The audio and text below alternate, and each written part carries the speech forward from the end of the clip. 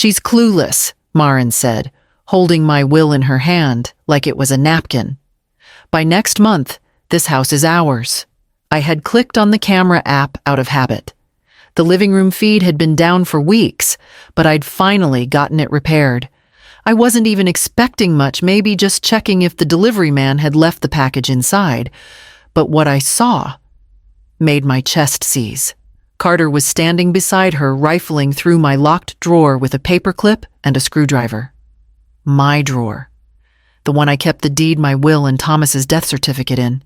He didn't hesitate, just pulled papers out, glanced at them, and tossed them on the table. Once we get her to sign the power of attorney.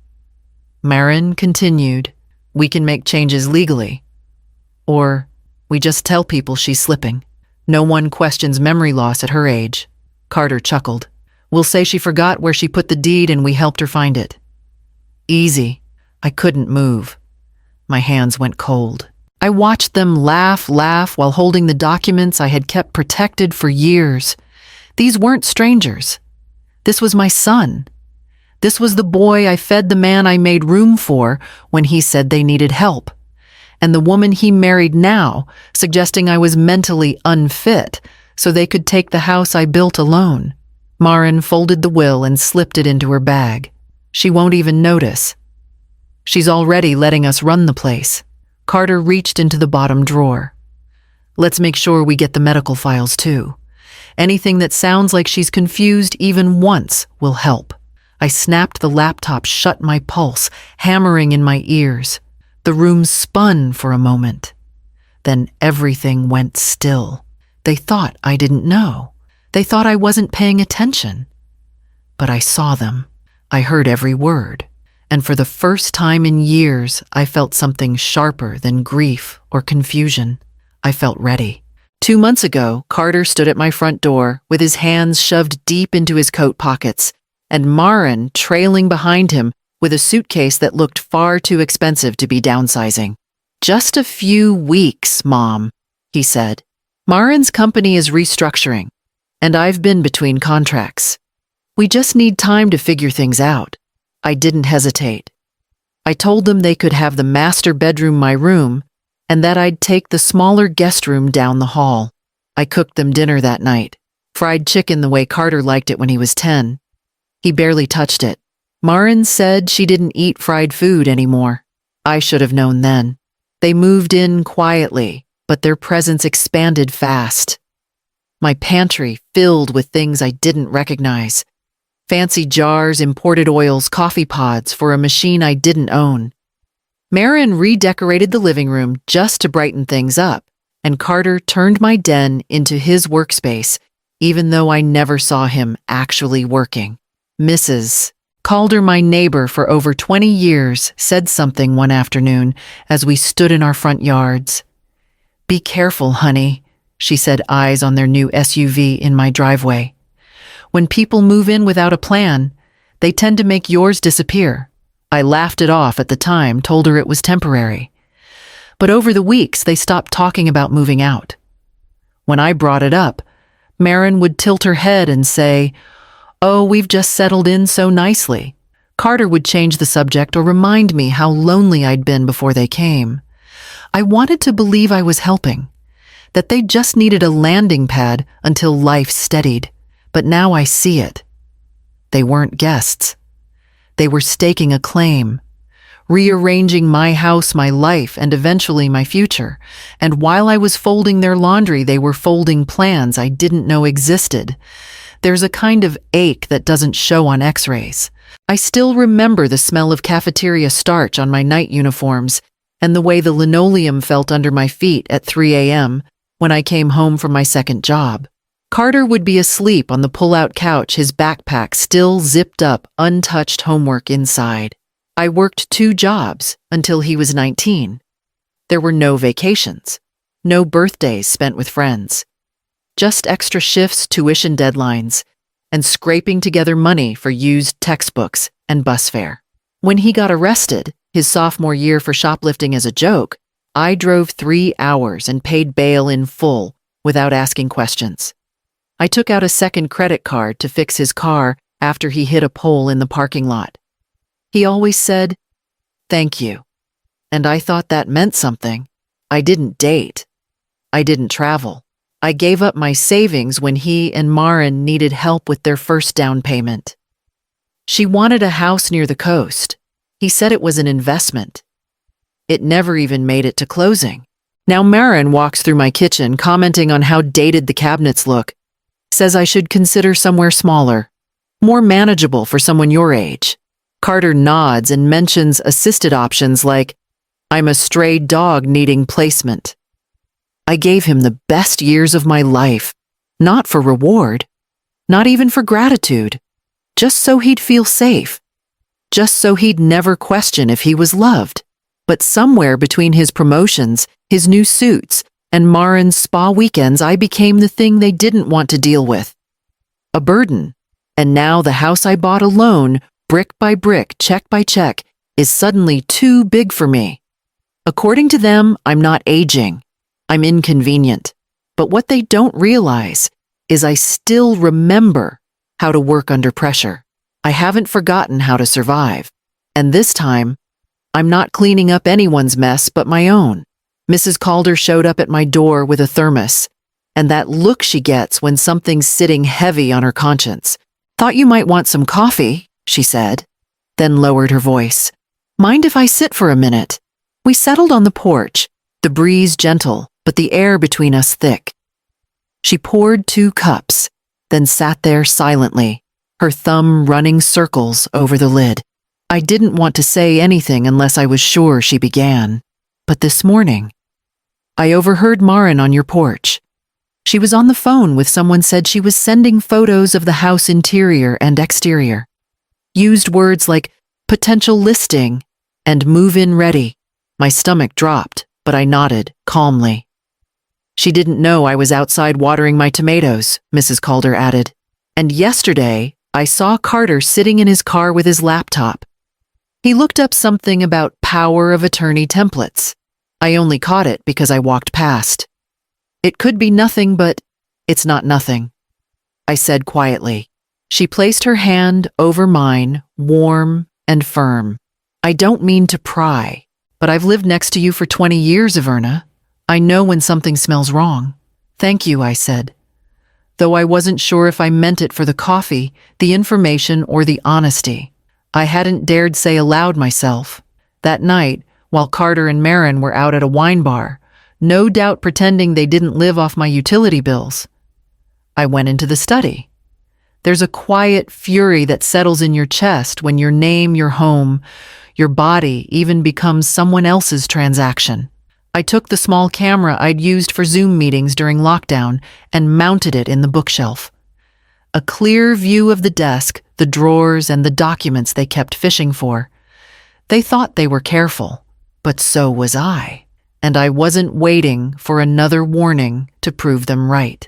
Carter knocked on my door just before 6, holding a bottle of red wine and a smile I hadn't seen since he needed money for college books. Hey, Mom. Maren thought we could do a little family dinner tonight. She's making that salad you like, and I thought maybe we could chat after. There's just this one little thing we need you to look over. Something about your health insurance plan? Nothing serious. I nodded slowly. Sounds nice. I already knew what was coming. The footage had told me more than enough. But it was the way he said it, soft rehearsed, that made my skin crawl. The concern in his tone was just thick enough to sound real if I hadn't already heard him say otherwise behind my back. Maren had set the table with cloth napkins, candles, and soft jazz humming from her phone. She poured the wine generously. Her eyes sparkled the way they always did when she thought she was smarter than the room. Just a few updates to your policy, she said, sliding the folder toward me. You don't even need to read it all, Carter already did. I smiled and took the pen. But I didn't sign. Instead, I flipped to the second page and scanned the fine print. They hadn't even changed the template name at the top. It still read POA Download V3. How funny, I murmured. They always make this language so vague, don't they? Carter leaned forward, trying not to look nervous. We can explain it all if that helps. No need. I said. I closed the folder, set the pen down, and took a sip of my wine. Behind them in the bookshelf, the little camera blinked once, recording every word, every shift in tone, every flicker of discomfort on their faces. When I didn't play along, I excused myself early and left the table intact. By the time I reached my room, the folder was still sitting untouched where I left it. I opened my laptop and downloaded the footage, because now I wasn't just a mother. I was a witness. They left for the gym just after 10. Maren in her matching leggings and Carter in the hoodie I bought him last Christmas. I watched from the upstairs window, waited until the car had pulled out of the driveway, then closed the blinds. The house felt like mine again for the first time in weeks. I walked straight to the study heart steady hands, sure. I pulled the memory card from the bookshelf camera and slid it into my laptop. The footage loaded instantly, clear, sharp, damning. Their voices were casual, calculated. The way Maren leaned in with the pen already uncapped. The way Carter kept pushing the folder closer to my hand. You could see everything in their eyes, the expectation, the confidence. They believed they had me. I hit copy and backed up the file to a private drive. Then I sent it to my email just in case. It was time. Mrs. Calder had once mentioned that her son's friend worked in local law enforcement. I scrolled through my notes until I found the name, Officer Darnell. He answered on the third ring. "This is Darnell, Officer Darnell," I said, voice calm. "My name is Iverna Ralston. I believe my son and his wife are attempting to defraud me. I have footage. I need help." There was a pause. Then the tone in his voice shifted. "Iverna, I know Mrs. Calder.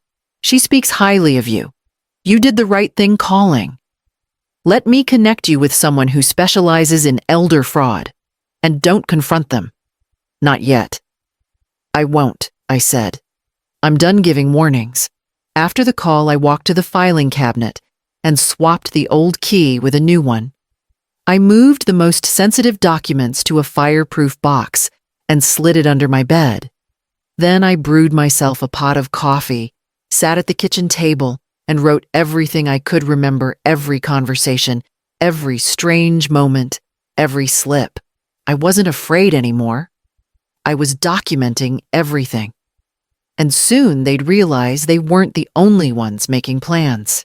That night, Carter brought home Thai food from a place I used to love.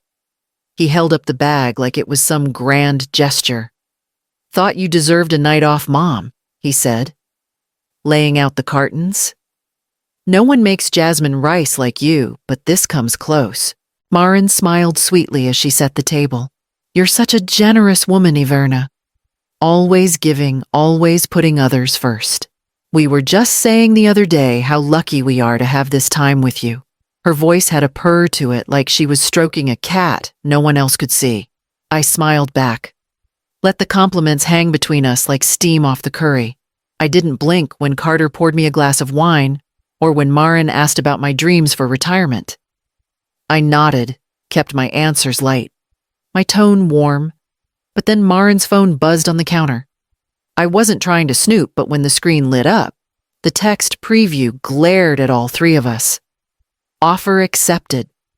28-day close." Maren's smile didn't falter, but her hand moved a beat too quickly to flip the phone face down. Carter cleared his throat and changed the subject to something about a new series on television. I didn't say a word. I just reached for the spring rolls and passed the sauce. They had listed the house.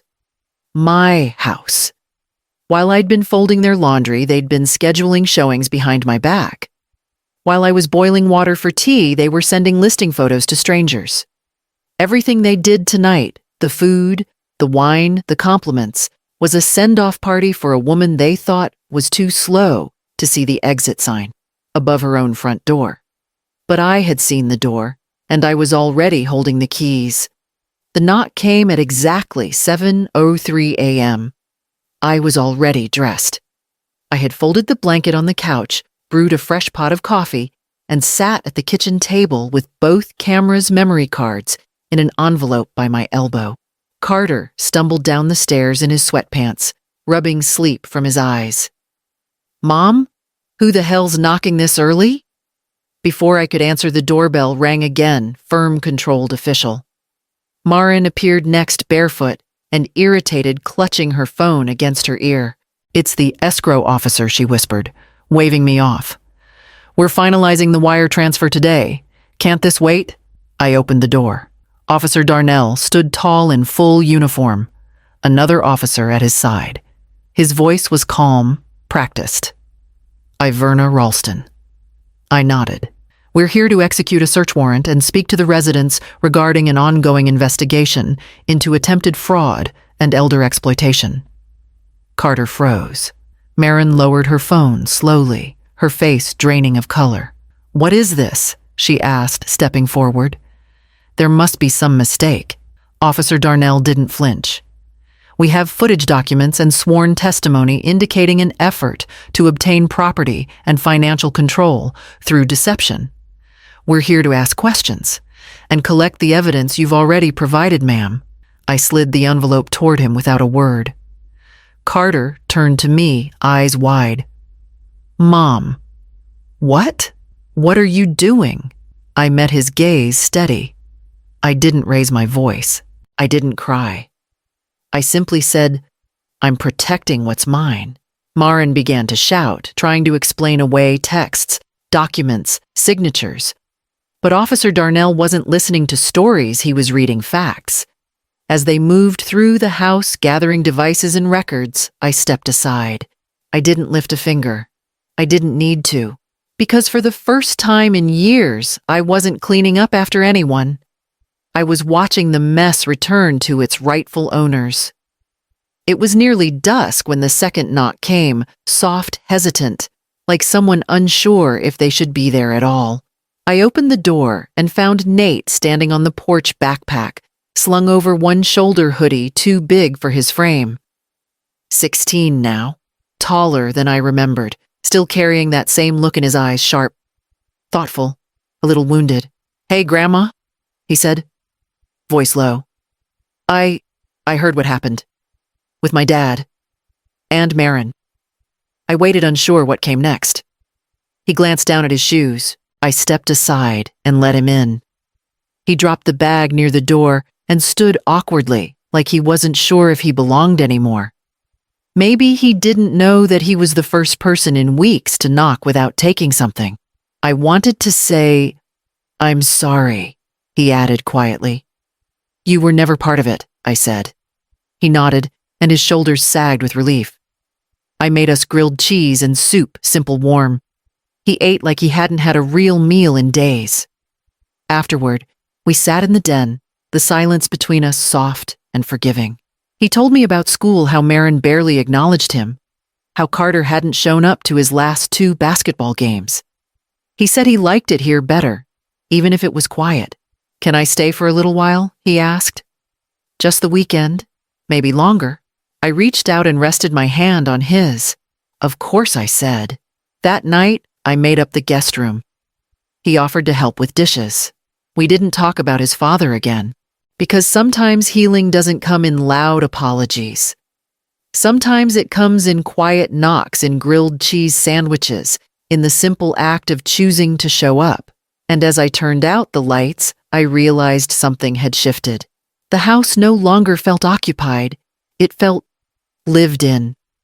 Weeks passed slow and steady, like the rhythm of a life reclaiming itself. The house no longer echoed with footsteps that weren't mine. No more whispered phone calls down the hallway.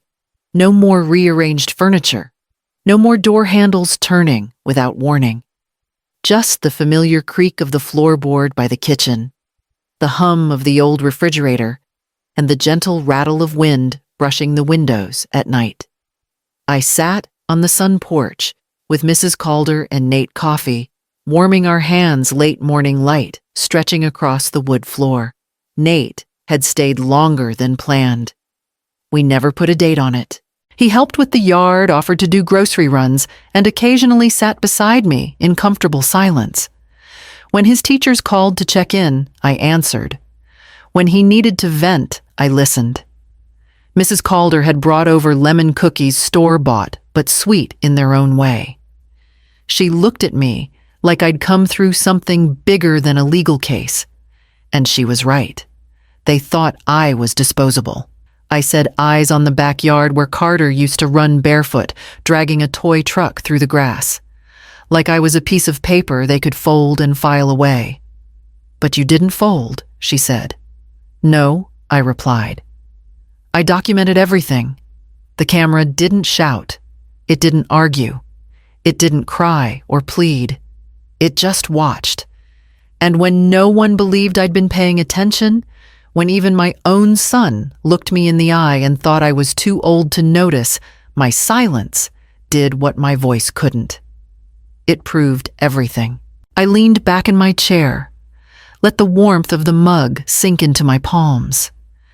The house felt whole again.